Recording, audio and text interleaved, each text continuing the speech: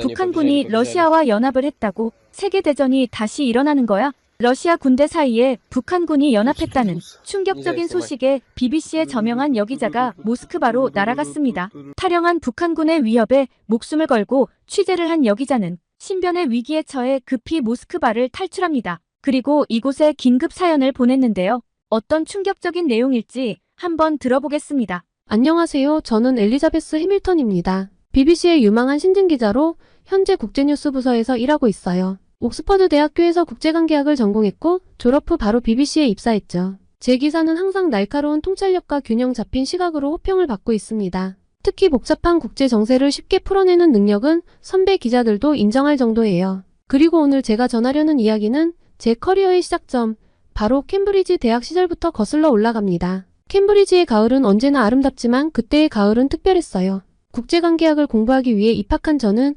세계 각국에서 온 학생들과 어울리며 새로운 세상을 만나고 있었죠. 그 중에서도 한국에서 온 유학생들과의 만남은 제 인생의 큰 전환점이 되었습니다. 제 룸메이트였던 지원이를 처음 만났을 때 저는 그녀의 밝은 미소와 유창한 영어에 놀랐어요. 안녕하세요. 저는 김지원이에요. 엘리자베스 맞죠?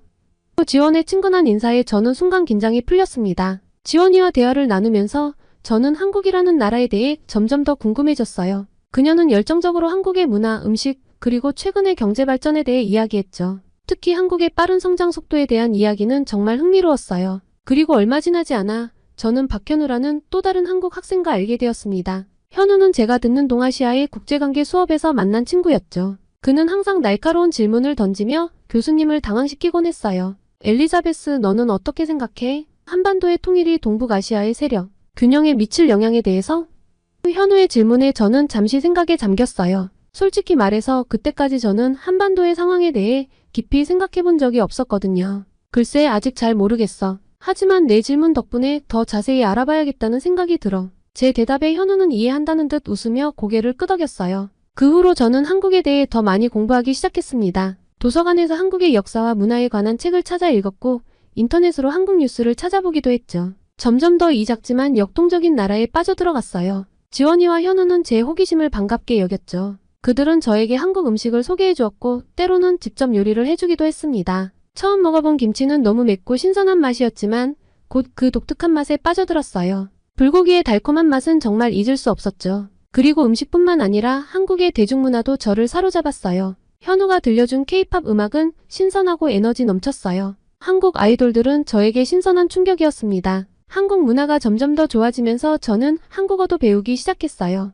한글의 과학적인 구조에 놀랐고 존댓말과 반말의 개념도 흥미로웠습니다. 그렇게 대학 생활이 흘러가면서 저는 한국과 더욱 깊은 인연을 맺게 되었어요. 한국 학생회의 행사에 참여하기도 하고 한국 영화 상영회에도 자주 갔죠. 봉준호 감독의 기생충을 보고 난 후에는 밤새도록 그 영화에 대해 토론했던 기억이 나요. 한국 문화에 깊이 빠져들면서 저는 제 안에 새로운 세계가 열리는 것을 느꼈어요. 이전에는 단순히 서구적 시각으로만 세상을 바라보았다면 이제는 동아시아의 관점에서도 세계를 이해할 수 있게 되었죠. 이런 경험 이후에 제가 국제뉴스를 다루는 기자가 되는데 큰 영향을 미쳤다고 생각했습니다. 시간이 흘러 졸업을 앞두고 저는 한국에 대한 제 관심과 지식을 어떻게 활용할 수 있을지 고민했어요. 그때 우연히 BBC의 인턴십 공고를 보게 되었습니다. 국제뉴스 부서에서 일할 수 있는 기회였어요. 저는 주저없이 지원했고 운 좋게도 한 번에 합격을 했습니다. BBC에서 일하면서 저는 제 한국에 대한 지식을 적극적으로 활용했어요. 한국 관련 뉴스를 다룰 때마다 제 경험과 이해를 바탕으로 더 깊이 있는 분석을 제공할 수 있었죠.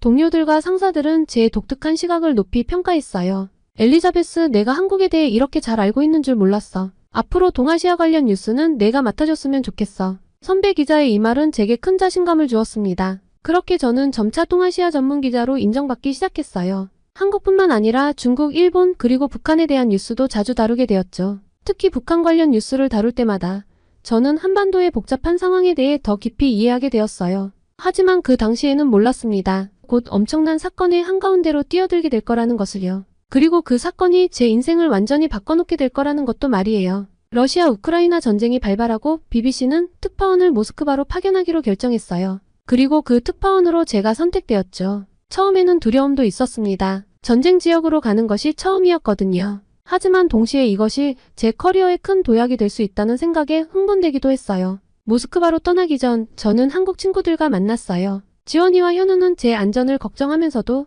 제 성공을 진심으로 응원해 주었습니다. 엘리자베스, 내가 자랑스러워. 꼭 좋은 소식 들려줘. 지원의 말에 저는 눈시울이 붉어졌어요. 조심해야 해. 하지만 내가 잘 해낼 거라 믿어. 현우의 말에 저는 용기를 얻었습니다. 그렇게 비행기에 오르면서도 저는 이 여정이 제 인생을 어떻게 바꿔놓을지 상상조차 할 수 없었어요. 한국 문화에 대한 관심으로 시작된 제 커리어가 이제는 세계적인 분쟁의 현장으로 저를 이끌고 있었죠. 모스크바행 비행기 안에서 저는 제가 앞으로 마주하게 될 도전들에 대해 생각했습니다. 전쟁의 참상을 직접 목격하고 그것을 세상에 알려야 한다는 책임감이 무거웠어요. 하지만 동시에 이것이 바로 제가 꿈꿔왔던 일이라는 것도 알았어요. 진실을 파헤치고 그것을 세상에 알리는 것. 그것이 바로 저널리스트로서의 제 사명이니까요. 비행기가 모스크바에 가까워질수록 제 마음속에는 두려움과 기대가 교차했습니다. 이제부터 제가 겪게 될 일들이, 제가 만나게 될 사람들이 어떤 이야기를 들려줄지 정말 궁금하고 긴장됐어요. 그 이야기들이 어떻게 세상을 변화시킬 수 있을지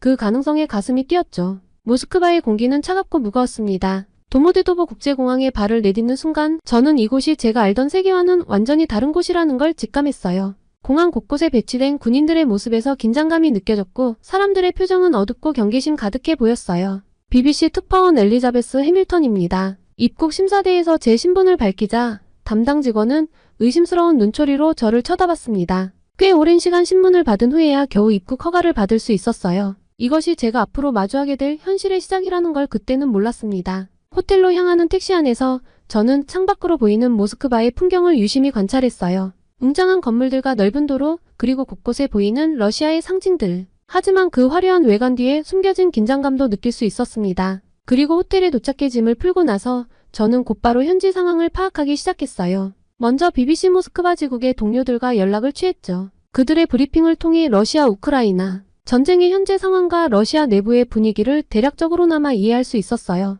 해밀턴 씨, 여기서 취재하는 건 쉽지 않을 거예요. 정부의 감시가 심하고 사람들도 외국 기자들을 경계해요. 선배 기자의 조언에 저는 고개를 끄덕였어요. 하지만 동시에 이런 어려움이 저를 더욱 자극하기도 했죠. 진실을 파헤치는 것, 그것이 바로 저널리스트의 사명이니까요. 다음 날부터 본격적인 취재를 시작했어요. 거리로 나가 사람들과 대화를 나누고 전쟁에 대한 그들의 생각을 들어보려 했습니다. 하지만 대부분의 사람들은 말을 아꼈어요. 누군가 듣고 있을지 모른다는 두려움 때문이었죠. 그런 와중에 우연히 한 카페에서 들은 대화가 제 주의를 끌었어요. 옆 테이블에 앉은 두 남자가 작은 목소리로 이야기를 나누고 있었는데 우연히 북한이라는 단어가 귀에 들어왔거든요. 들리는 소문으로는 북한군이 우리 편으로 참전했대. 우크라이나 전선에 수천 명이 배치됐다더라. 말도 안 돼. 그게 사실이라면 대단한 뉴스 아닌가?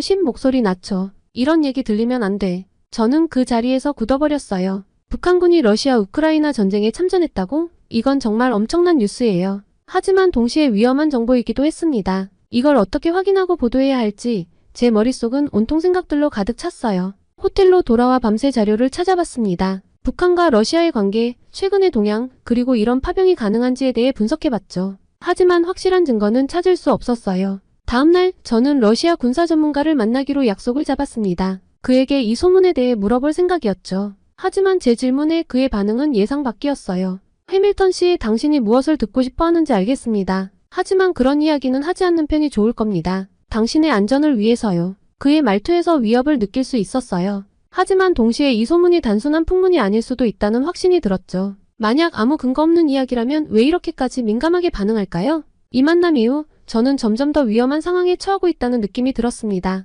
누군가가 저를 미행하는 것 같다는 느낌도 들었고 호텔방이 누군가에 의해 뒤져진 것 같은 흔적도 발견했죠. 하지만 이런 상황이 오히려 제 호기심을 자극했어요. 그래서 저는 더 깊이 파고들기로 결심했습니다. 북한군 파병에 대한 증거를 찾기 위해 다양한 방법을 시도했죠. 현지 언론인들과 접촉을 시도했고 온라인상에서 관련 정보를 수집하려 노력했어요. 하지만 쉽지 않았어요. 모든 정보가 철저히 통제되고 있었고 사람들은 입을 다물고 있었으니까요. 그러던 어느 날 밤 한 익명의 제보자로부터 연락이 왔습니다. 그는 자신이 북한군 파병에 대한 중요한 정보를 가지고 있다고 했죠. 하지만 만남의 조건으로 극도의 보안을 요구했어요. 당신의 취재 활동이 눈에 띄고 있습니다. 조심하세요. 하지만 정말 진실을 알고 싶다면 내일 밤 9시에 고리키 공원으로 나오세요. 혼자 오십시오. 이 제안은 분명 위험해 보였어요. 하지만 저는 이 기회를 놓치고 싶지 않았습니다. 진실에 다가갈 수 있는 유일한 기회일지도 모른다는 생각이 들었거든요. 다음날 밤 저는 조심스럽게 고리키 공원으로 향했어요.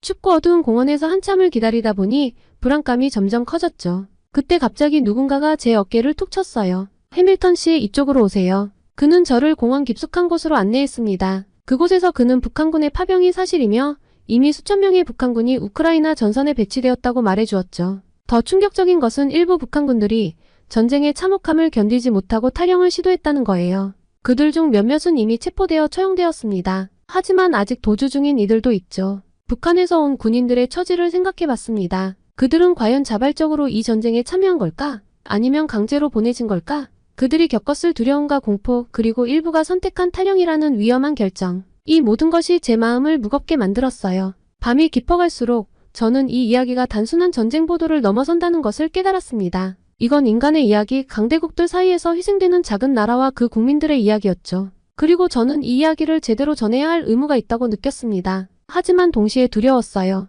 이 정보를 보도하는 순간 제 인생이 완전히 바뀔 수 있다는 걸 알았거든요. 러시아와 북한 정부의 표적이 될 수도 있고 어쩌면 더 이상 이 나라에서 취재 활동을 할 수 없게 될지도 모르죠. 심지어 제 목숨이 위험해질 수도 있어요. 그래도 저는 결심했어요. 이 이야기를 세상에 알리기로요. 하지만 신중하게 그리고 책임감 있게 접근해야 했죠. 먼저 추가적인 증거를 수집하고 다른 소식통들을 통해 정보를 교차 검증해야 했습니다. 그리고 무엇보다 이 정보를 제공해준 제보자의 안전을 지켜야 했어요. 다음 날부터 저는 더욱 조심스럽게 움직이기 시작했습니다. 항상 주변을 경계하며 누군가 저를 감시하고 있지는 않은지 확인했죠. 제 통신기기들도 모두 암호화하고 중요한 정보는 모두 암호를 사용해 기록했어요. 그렇게 며칠을 보내며 추가 정보를 모으고 있을 때였어요. 갑자기 제 호텔 방으로 한 통의 전화가 걸려왔죠. 해밀턴 씨, 저는 당신을 돕고 싶습니다. 하지만 우리 모두의 안전을 위해 조심해야 해요. 내일 정오 붉은 광장 근처의 성바실리 성당에서 만나요. 그곳에서 당신에게 줄 것이 있습니다. 전화는 그렇게 끊겼어요. 저는 한동안 전화기를 붙잡고 그대로 굳어 있었어요. 이게 함정일. 제 마음은 복잡했어요. 성바실리 성당으로 가야 할까요? 말아야 할까요? 위험할 수도 있지만 중요한 정보를 얻을 수 있는 기회이기도 했죠. 결국 저는 가기로 결심했어요. 하지만 만약의 사태에 대비해 동료 기자에게 제 위치를 계속 공유하기로 했습니다. 다음날 붉은 광장은 평소와 다름없이 관광객들로 붐볐어요. 하지만 제 눈에는 그들 사이에 섞여있는 듯한 감시자들의 모습도 보였죠. 성당 앞에 도착하자 한 남자가 제게 다가왔습니다. 이것을 받으세요. 그리고 즉시 이곳을 떠나세요. 그가 건넨 것은 작은 USB였어요. 저는 즉시 그 자리를 떠났고 안전한 장소에서 USB의 내용을 확인했죠. 그 안에는 북한군의 우크라이나 파병을 증명하는 문서들이 있었어요. 하지만 더 충격적인 것은 USB에 담긴 영상이었습니다. 영상 속에는 한 남자가 있었어요. 그는 자신을 북한군 출신 이진호라고 소개했죠. 그의 목소리는 떨리고 있었어요. 저는 북한군으로 러시아 우크라이나 전쟁에 파병되었습니다. 하지만 전쟁의 참혹함을 견디지 못하고 탈영했습니다. 지금 제 목숨이 위험합니다. 누군가 저를 도와주세요. 이진호 씨의 호소는 제 가슴을 울렸어요. 이건 단순한 취재 대상이 아니었습니다. 한 인간의 생명이 걸린 문제였어요. 저는 그를 돕기로 결심했습니다. 하지만 어떻게 그를 찾아야 할까요? 영상 속 단서를 토대로 며칠을 뒤졌습니다. 그러던 중 우연히 모스크바 외곽의 한 폐건물 근처에서 그를 발견했어요. 저는 당장 번역기를 켰어요. 이진호 씨는 겁에 질린 채 숨어 있었습니다. 그를 설득해 안전한 곳으로 데려가는데 꽤 시간이 걸렸습니다. 그의 이야기를 들으면서 저는 이 상황의 심각성을 더욱 실감했어요. 우리는 훈련도 제대로 받지 못한 채 전선으로 보내졌어요. 많은 동료들이 죽었죠. 살아남은 사람들도 대부분 다쳤고요. 그런데도 계속해서 싸우라고 강요받았어요. 이진호 씨의 증언은 충격적이었어요. 하지만 동시에 이 정보를 어떻게 다뤄야 할지 고민이 되기 시작했죠. 이 이야기를 그대로 보도한다면 이진호의 안전이 위협받을 수 있거든요. 이진호 씨, 당신의 이야기를 세상에 알리고 싶어요. 하지만 그렇게 하면 위험해질 수 있어요. 어떻게 생각하세요? 이진호 씨는 잠시 생각에 잠겼다가 말했습니다. 저는 이미 죽을 각오로 여기까지 왔어요. 제 이야기가 북한에 남아있는 사람들, 그리고 아직도 전쟁터에서 고통받고 있는 동료들에게 도움이 된다면 기꺼이 위험을 감수하겠습니다. 그의 용기에 저는 깊은 감동을 받았습니다. 동시에 큰 책임감도 느꼈죠. 이 이야기를 어떻게 전달해야 할지, 어떻게 하면 이진호 씨와 그의 가족들의 안전을 지키면서도 진실을 알릴 수 있을지 고민이 되었어요. 며칠 동안 저는 이진호 씨와 함께 그의 증언을 정리했어요. 그의 이야기는 단순한 전쟁 보도를 넘어서는 인간의 드라마였죠. 북한에서의 삶, 러시아로 파병된 과정, 전쟁의 참상, 그리고 목숨을 건 탈출까지 모든 이야기가 가슴 아프면서도 강렬했습니다. 하지만 이진호를 어떻게 보호해야 할지가 문제였어요. 러시아에서 그를 안전하게 지키는 것은 불가능해 보였죠. 그래서 저는 모스크바 주재 영국 대사관에 연락을 취했어요. 이진호의 망명을 도와달라고 요청한 거죠. 이건 한 사람의 생명이 걸린 문제예요. 제발 도와주세요. 대사관에서 이진호의 망명 신청을 받아들이기로 했습니다. 마침내 우리는 대사관 안으로 들어갈 수 있었어요. 문이 닫히는 순간 저는 안도의 한숨을 내쉬었어요. 이진호는 울음을 터뜨렸습니다. 감사합니다, 해밀턴 씨. 당신이 아니었다면 저는 살아남지 못했을 거예요. 그의 말에 저도 눈물이 났습니다. 이것으로 끝난 게 아니라는 걸 알았지만 적어도 이진호의 생명은 구할 수 있었다는 사실에 안도감이 들었죠. 대사관 관계자들이 이진호를 안전한 장소로 데려갔어요. 저는 그와 작별 인사를 나누었죠. 해밀턴 씨, 제 이야기를 꼭 세상에 알려주세요. 그래야 북한에 남아있는 사람들, 그리고 아직 전쟁터에 있는 동료들에게 희망이 될 수 있어요. 저는 그에게 약속했어요. 그의 이야기를 반드시 세상에 알리겠다고요. 대사관을 나오면서 저는 이제 돌이킬 수 없는 강을 건넜다는 걸 깨달았어요. 이진호를 돕기로 한순간부터 저는 단순한 관찰자가 아닌 이 이야기의 한 부분이 되어버렸으니까요. 호텔로 돌아오는 길, 저는 계속해서 주변을 경계했어요. 이제 제가 러시아와 북한 양국의 표적이 되었다는 걸 알았거든요. 하지만 동시에 이 이야기를 세상에 알려야 한다는 사명감도 커졌습니다. 호텔방에 도착해서 저는 곧바로 노트북을 펴고 이진호 씨의 이야기를 정리하기 시작했어요. 그의 증언, 제가 수집한 증거들, 그리고 제 경험을 모두 담아내려고 했죠. 이것이 단순한 뉴스가 아닌 인간의 생명과 존엄성에 관한 이야기라는 걸 세상에 알리고 싶었어요. 글을 쓰면서 저는 계속해서 이진호의 얼굴을 떠올렸어요. 그의 두려움 가득한 눈, 그리고 희망을 품은 미소. 그의 용기가 헛되지 않게 하기 위해서라도 저는 이 이야기를 꼭 세상에 알려야 했습니다. 그날 밤 저는 잠을 이루지 못했어요. 창밖을 내다보며 계속해서 주변을 경계했죠. 이제 제 앞에는 두 가지 선택밖에 없어 보였어요. 이 이야기를 포기하고 안전하게 러시아를 떠나거나 아니면 모든 위험을 감수하고 끝까지 진실을 파헤치는 것이었죠. 저는 당장 모스크바를 떠나기로 결심했습니다. 그날 새벽 되도록 빠른 출국 시간을 확인하고 급히 한국행 비행기에 올랐어요. 러시아와 북한 당국의 감시를 피해 탈출하다시피 떠나온 거죠. 그렇게 인천국제공항에 발을 딛는 순간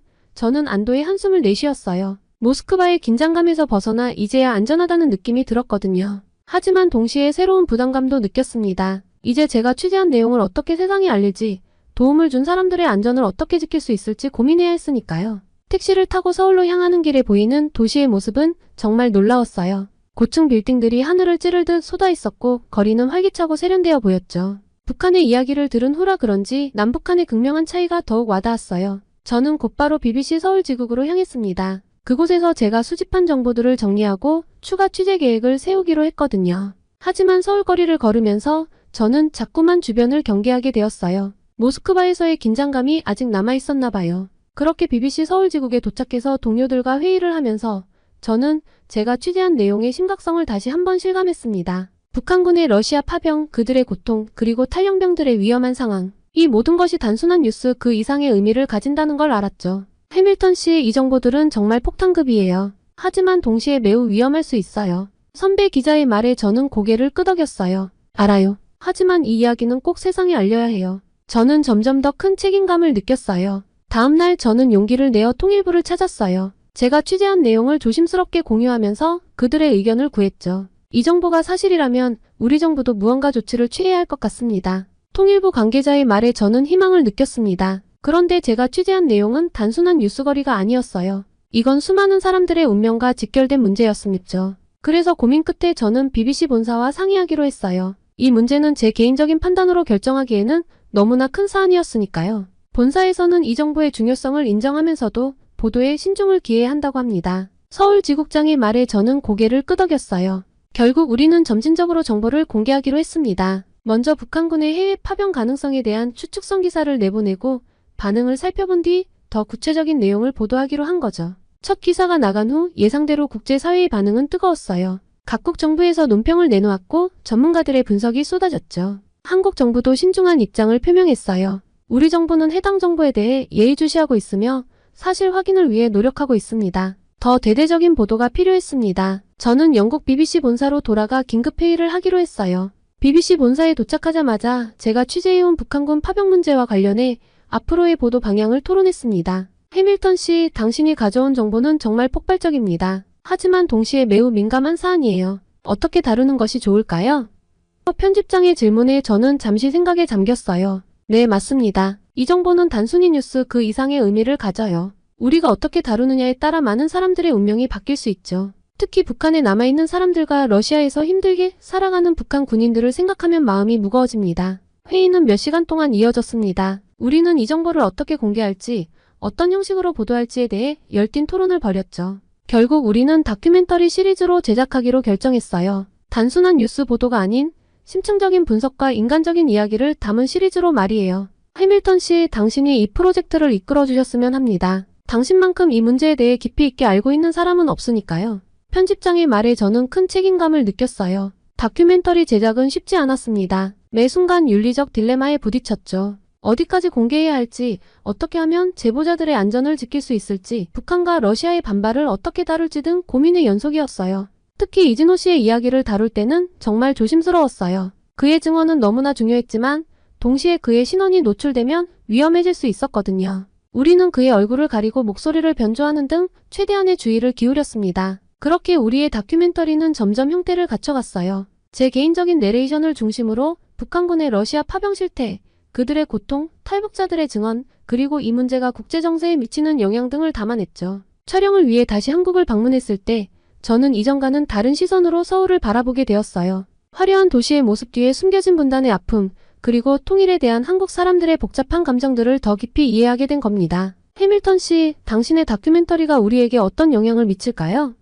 한국의 한 대학 교수와의 인터뷰에서 이런 질문을 받았어요. 저는 이 다큐멘터리가 단순히 충격적인 사실을 전달하는 데 그치지 않길 바랍니다. 이를 통해 우리가 인간의 존엄성에 대해, 그리고 평화의 중요성에 대해 다시 한번 생각해보는 계기가 되었으면 해요. 제 대답에 교수님은 깊이 공감한다는 듯 고개를 끄덕이셨어요. 다큐멘터리 제작의 마지막 단계에서 우리는 예상치 못한 난관에 부딪혔어요. 러시아 정부에서 우리의 활동을 인지하고 방해를 시도한 거예요. 심지어 BBC에 대한 법적 조치까지 거론되었죠. 해밀턴 씨, 이대로 진행하다간 큰 외교적 문제가 될 수 있어요. 법무팀에서 우려의 목소리를 냈습니다. 하지만 저는 물러설 수 없었어요. 이건 단순한 외교 문제가 아닙니다. 인간의 생명과 존엄성이 걸린 문제예요. 우리가 이 이야기를 전하지 않는다면 누가 이들의 목소리를 대변할 수 있을까요? 결국 우리는 모든 위험을 감수하고 다큐멘터리를 완성했습니다. 그리고 마침내 방영일이 다가왔죠. 저는 BBC 사무실에서 동료들과 함께 실시간 반응을 지켜봤어요.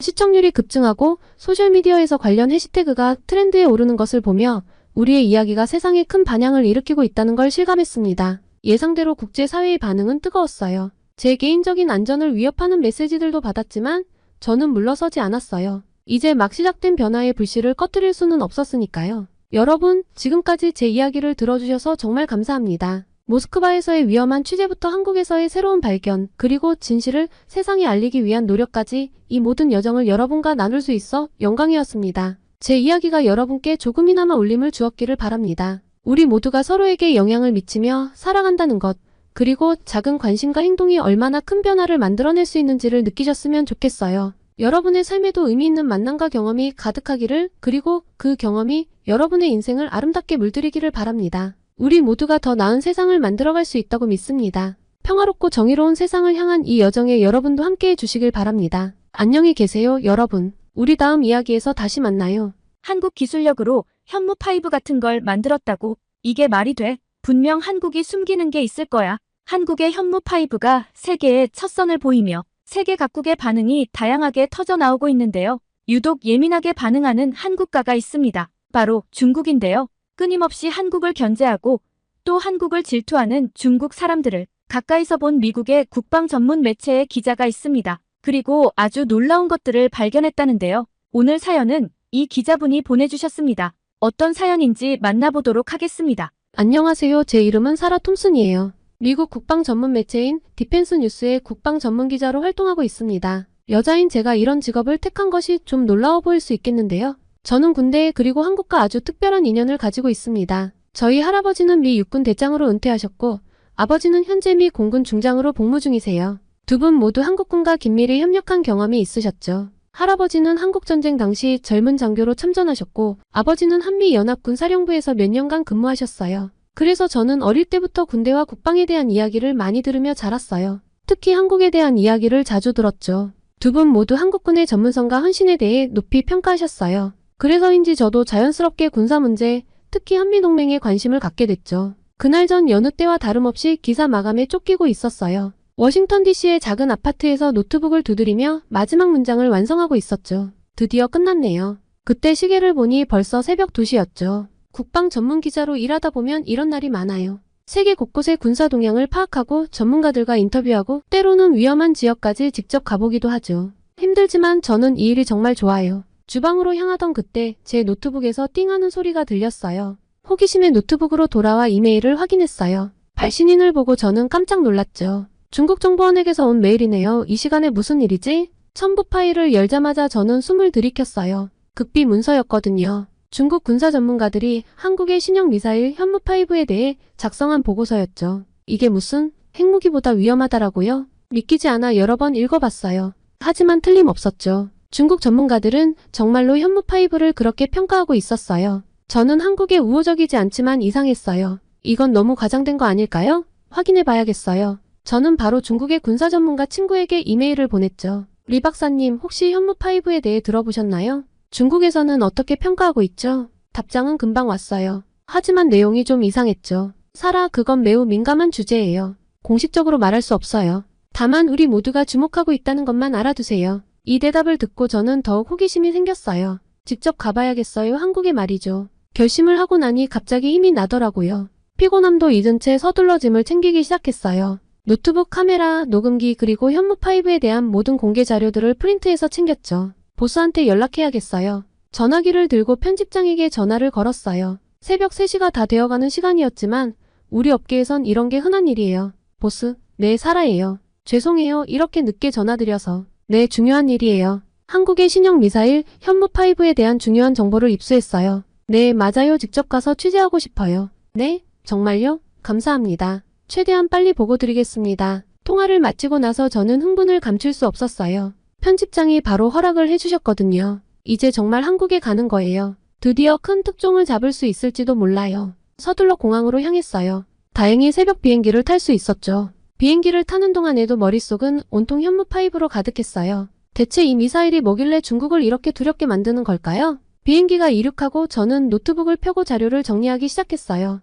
현무5에 대해 알려진 정보는 많지 않았죠. 한국이 독자 개발한 초음속 순항 미사일이라는 것 정도? 초음속이라 그래봤자 얼마나 빠를 수 있겠어요? 하지만 중국의 반응을 보면 분명 뭔가 특별한 게 있을 거예요. 저는 질문 목록을 적기 시작했죠. 현무5의 실제 속도는 얼마나 되나요? 정확도는 어느 정도인가요? 어떤 기술이 적용되었을까요? 왜 중국이 이토록 민감하게 반응하는 걸까요? 질문을 적으면서 저는 점점 더 흥분되기 시작했어요. 이건 단순한 무기 이상의 의미가 있을 것 같아요. 동북아 전체의 힘의 균형을 바꿀 수도 있겠죠. 비행기 안에서 잠깐 눈을 붙이고 나니 어느새 인천공항에 도착했어요. 저는 생각했던 한국과 너무 달라서 깜짝 놀랐어요. 서울행 리무진 버스를 타면서 저는 창밖으로 펼쳐지는 한국의 풍경을 감상했죠. 와, 정말 발전했네요. 마지막으로 왔을 때와는 또 달라요. 서울 도심에 들어서자 고층 빌딩들이 눈에 들어왔어요. IT 강국다운 첨단 기술의 향기가 느껴지는 듯 했죠. 이런 나라에서 만든 미사일이라니 뭔가 특별할지도 몰라요.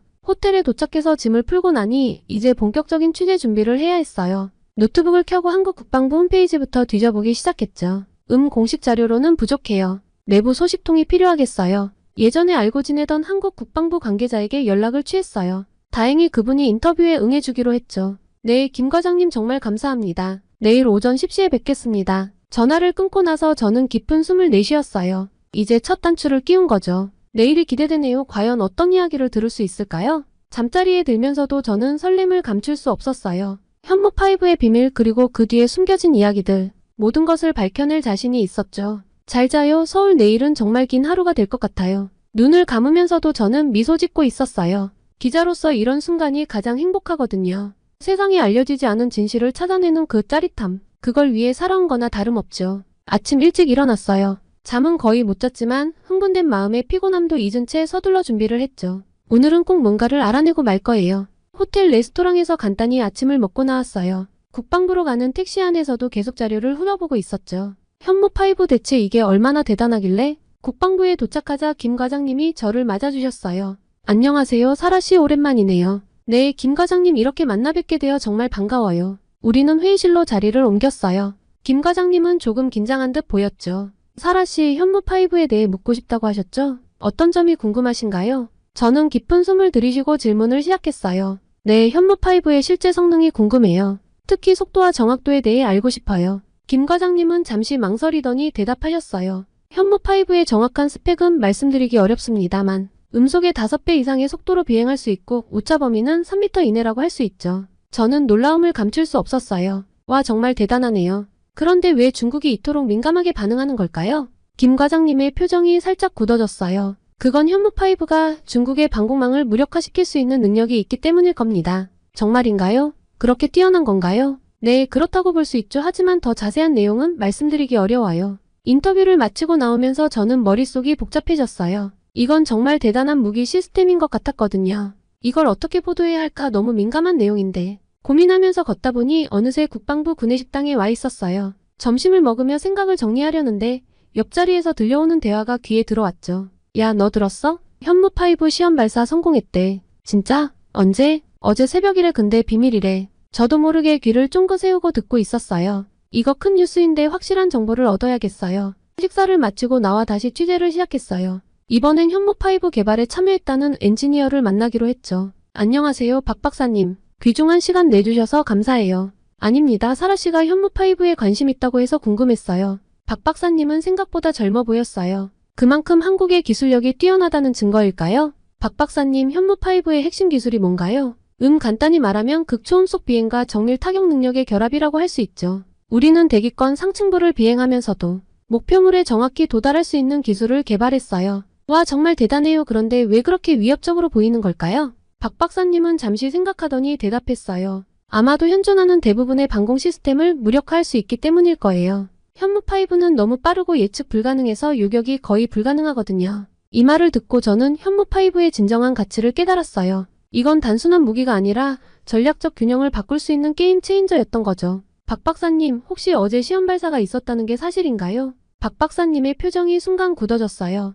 그건 제가 말씀드릴 수 있는 내용이 아닙니다. 이 반응으로 저는 확신했어요. 시험 발사는 분명 있었던 거예요. 인터뷰를 마치고 나오면서 저는 흥분을 감출 수 없었어요. 이건 정말 큰 뉴스예요. 세계가 알아야 할 내용이죠. 하지만 동시에 걱정도 되었어요. 이런 내용을 보도해도 될까? 국가 안보에 문제가 되지는 않을까? 고민하면서 호텔로 돌아왔어요. 노트북을 펴고 지금까지 알아낸 내용을 정리하기 시작했죠. 현무5 음속의 5배 이상 속도, 오차 범위 3m 이내. 타이핑을 하면서도 머릿속은 복잡했어요. 이 정보를 어떻게 다뤄야 할지, 어디까지 공개해야 할지 말이에요. 에잇, 일단 초고는 써놓고 고민해야겠다. 밤늦게까지 글을 쓰고 또 썼어요. 현무5의 능력, 그것이 가져올 변화, 그리고 그 이면에 숨겨진 한국의 기술력까지도요. 휴, 드디어 끝났네. 시계를 보니 새벽 3시였어요. 피곤함이 몰려왔지만 동시에 뿌듯함도 느껴졌죠. 내일은 이 내용을 다시 한번 검토하고 보도 여부를 결정해야겠어요. 침대에 누우면서 오늘 하루를 되새겨봤어요. 현무5의 비밀,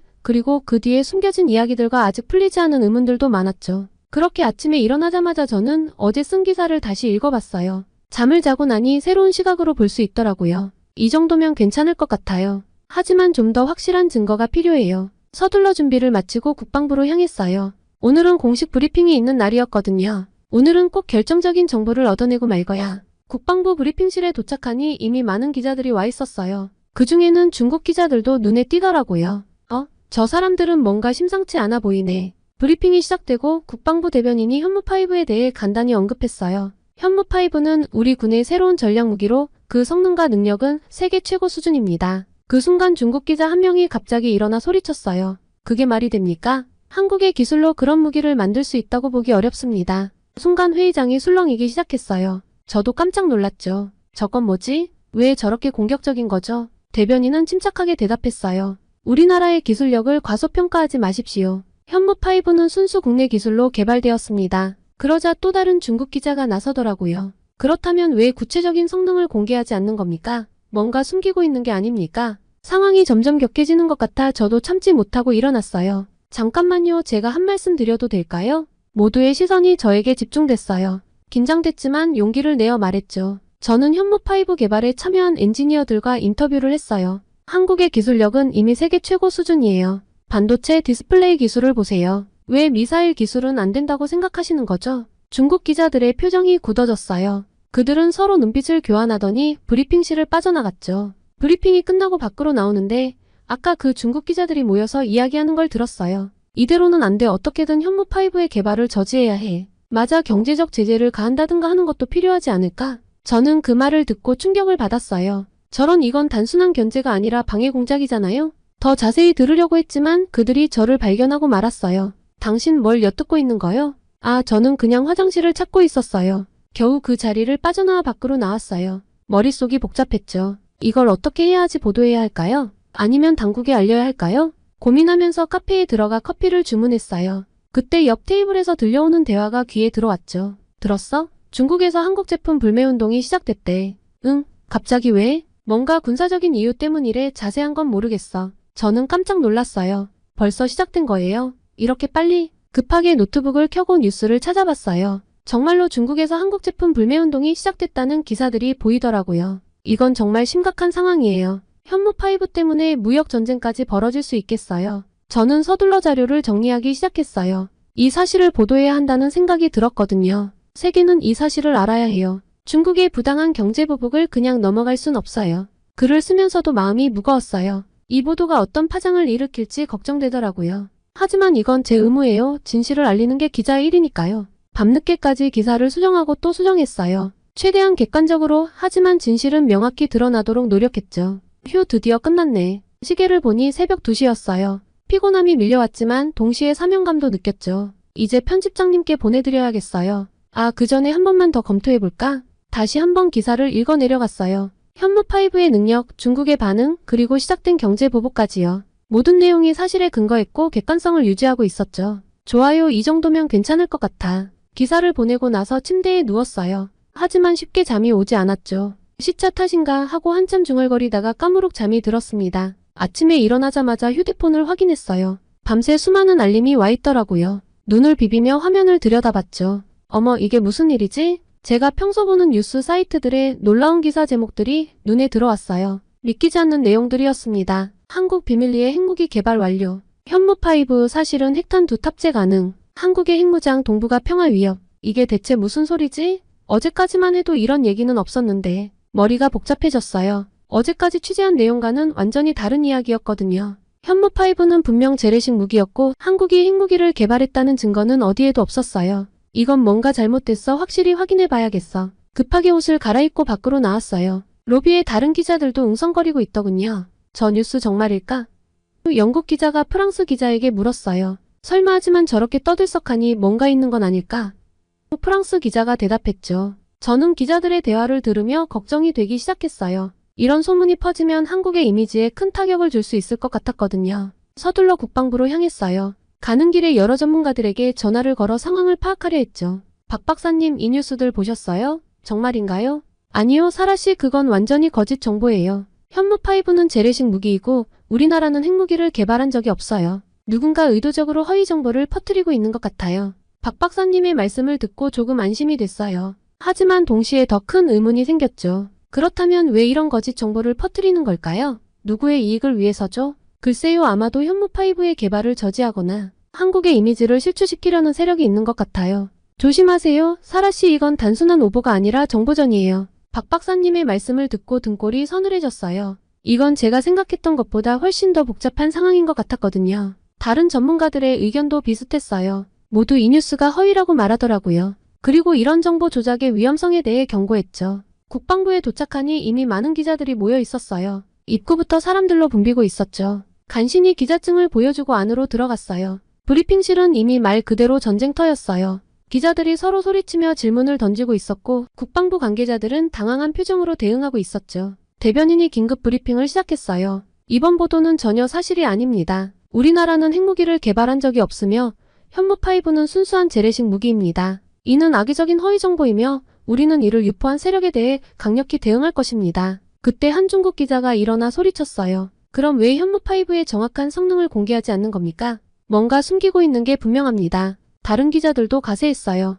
맞습니다. 왜 모든 것을 투명하게 공개하지 않는 거죠? 국제사회의 검증을 받아야 하지 않을까요? 상황이 점점 격해지는 것 같아 저도 참지 못하고 일어났어요. 심장이 빠르게 뛰기 시작했지만 이대로 진실이 왜곡되는 걸 볼 순 없었거든요. 잠깐만요, 제가 한 말씀 드려도 될까요? 순간 브리핑실이 조용해졌어요. 모두의 시선이 저에게 집중됐죠. 무척 긴장됐지만 용기를 내어 말했어요. 저는 현무5 개발 과정을 취재했어요. 국제 전문가들의 검증도 받았고요. 현무5는 분명 재래식 무기입니다. 핵무기와는 전혀 관계가 없어요. 그리고 정확한 성능을 공개하지 않는 것은 군사기밀 보호를 위해서입니다. 이는 어느 나라나 마찬가지예요. 잠시 정적이 흘렀어요. 그러다 한 한국 기자가 박수를 치기 시작했고 이내 다른 기자들도 동참했죠. 하지만 중국 기자들의 표정은 굳어 있었어요. 브리핑이 끝나고 밖으로 나오는데 한 한국 기자가 다가왔어요. 사라 씨 대단해요. 어떻게 그렇게 자신 있게 말할 수 있었어요? 사실을 알고 있으니까요. 그리고 이런 허위 정보가 퍼지는 걸 그냥 볼 순 없었어요.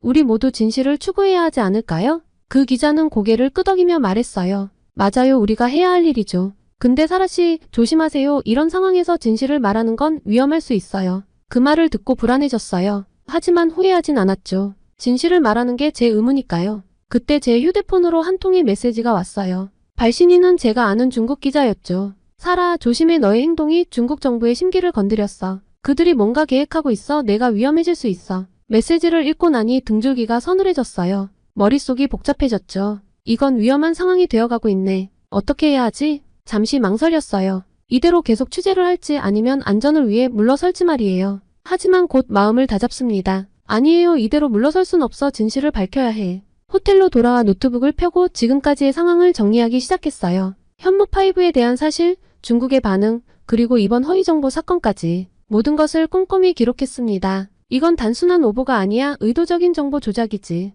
누군가 현무5를 막으려고 하고 있어. 글을 쓰면서 점점 더 확신이 들었어요. 이건 단순한 군사기술의 문제가 아니라 국제적인 정보전이었던 거예요. 세계는 이 사실을 알아야 해. 이런 식의 정보 조작이 얼마나 위험한지 모두가 알아야 하지. 밤늦게까지 기사를 쓰고 또 썼어요. 모든 내용을 사실에 근거해 객관적으로 작성하려고 노력했죠. 현무5의 실제 성능, 핵무기 의혹의 허위성, 그리고 이런 정보 조작의 위험성까지 모든 것을 담으려고 했어요. 드디어 끝났네. 시계를 보니 새벽 3시였어요. 피곤함이 밀려왔지만 동시에 사명감도 느꼈습니다. 다시 한번 기사를 읽어 내려갔어요. 모든 내용이 명확하게 전달되고 있는지 꼼꼼히 확인했죠. 좋아, 이 정도면 괜찮을 것 같아. 기사를 보내고 나서 침대에 누웠어요. 하지만 쉽게 잠이 오지 않았죠. 오늘 있었던 일들이 계속 머릿속을 맴돌았습니다. 걱정도 되고 두렵기도 했어요. 그 중국 기자의 경고가 자꾸 떠올랐거든요. 하지만 한편으로는 더 큰 사명감을 느꼈습니다. 그렇게 아침 일찍 눈을 떴어요. 사실 제대로 잠을 이루지 못했죠. 어제의 사건들이 계속 머릿속을 맴돌았거든요. 오늘은 뭔가 결정적인 걸 찾아내야 해. 서둘러 준비를 마치고 밖으로 나왔어요. 오늘은 특별한 약속이 있었거든요. 중국 군부 내부 소식통과 만나기로 한 거예요. 카페로 향하는 동안 머릿속으로 질문들을 정리했어요. 이 소식통은 제가 오랫동안 신뢰해온 분이에요. 하지만 이번엔 상황이 너무 민감해서 걱정되더라고요. 카페에 도착해서 구석자리에 앉았어요. 약속 시간보다 30분 일찍 왔거든요. 긴장된 마음을 달래려 커피를 한 잔 시켰죠. 낯익은 얼굴이 카페로 들어왔어요. 리 씨였죠. 그는 조심스럽게 주위를 살펴보더니 제 테이블로 다가왔어요. 사라, 잘 지냈어? 네, 리 씨 와주셔서 감사해요. 위험을 무릅쓰고 오신 거 알아요. 리 씨는 고개를 끄덕이더니 작은 목소리로 말하기 시작했어요. 사라, 당신이 알고 싶어 하는 게 뭔지 알고 있어. 현무5에 대해 우리 군부가 어떻게 생각하는지 맞소? 네, 맞아요. 정말 중국 군부가 현무5를 그렇게 위협적으로 보고 있나요? 리 씨는 잠시 침묵했어요. 그러더니 깊은 한숨을 내쉬었죠.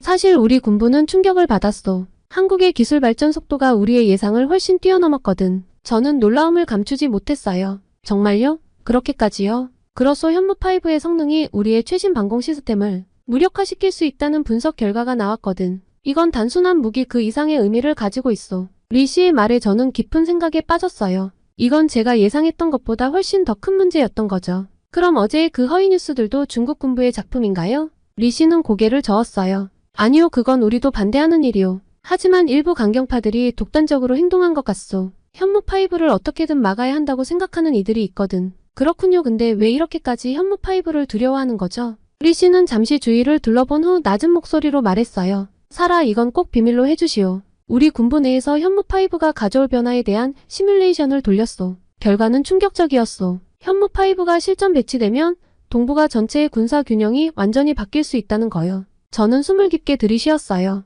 이건 정말 큰 뉴스였습니다. 그렇군요. 하지만 그렇다고 해서 허위 정보를 퍼뜨리는 건 옳지 않아요. 동의하오. 하지만 일부 사람들은 극단적인 방법을 택한 거요. 현무5를 막기 위해서라면 뭐든 하겠다는 거지. 대화를 나누면서 저는 점점 더 큰 그림을 볼 수 있었어요. 이건 단순한 무기 개발의 문제가 아니었죠. 국제 정세, 군사 균형, 기술 패권, 그 모든 것이 얽혀있는 복잡한 상황이었어요. 리 씨, 솔직히 말씀해주세요. 현무5가 정말 그렇게 대단한가요? 한국의 기술력이 그 정도로 발전한 건가요? 리 씨는 잠시 망설이더니 대답했어요. 사라, 당신도 알다시피 나는 한국을 늘 무시해왔어. 기술력이고 뭐고 중국을 따라올 수 없다고 생각했지. 하지만 이번엔 달라요. 현무5는 정말 대단한 기술이요. 우리도 인정할 수밖에 없었어. 이 말을 듣고 저는 가슴이 뛰기 시작했어요. 이건 정말 중요한 증언이었거든요. 그럼 앞으로 중국은 어떻게 대응할 계획인가요? 글쎄, 공식적으로는 외교적 항의를 계속하겠지. 하지만 물밑에서는 현무5에 대항할 새로운 기술 개발에 전력을 다할 거요. 이미 시작됐을 거야. 대화를 마치고 카페를 나왔어요. 머릿속이 복잡했죠. 이 정보를 어떻게 다뤄야 할지, 어디까지 공개해야 할지 말이에요.